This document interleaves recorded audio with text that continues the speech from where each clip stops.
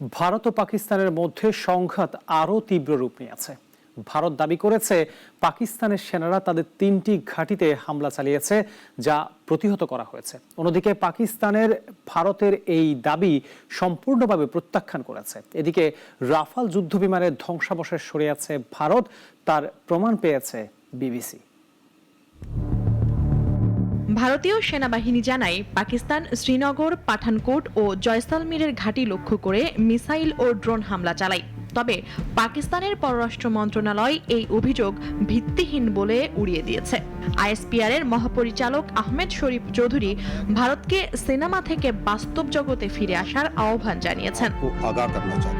ভারতীয় সংবাদ মাধ্যম রাজস্থানে এক পাকিস্তানি পাইলটকে আটকের দাবি করেছে। পাকিস্তানের তথ্যমন্ত্রী আতাউল্লাহ তারার তা অস্বীকার করে ভারতের কাছে যুদ্ধবিমান ধ্বংস ও পাইলট আটকের প্রমাণ চেয়েছেন।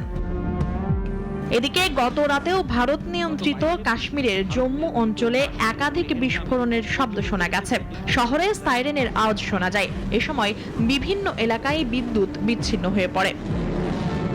যদিও ভারত তাদের যুদ্ধবিমান হারানোর কথা স্বীকার করেনি, তবে মার্কিন যুক্তরাষ্ট্রের দুই কর্মকর্তা রয়টার্সকে জানিয়েছেন, পাকিস্তান চীনের তৈরি জে-10 যুদ্ধবিমান ব্যবহার করে ভারতের অন্তত 2টি যুদ্ধবিমান ভূপাতিত করেছে, যার মধ্যে একটি রাফাল।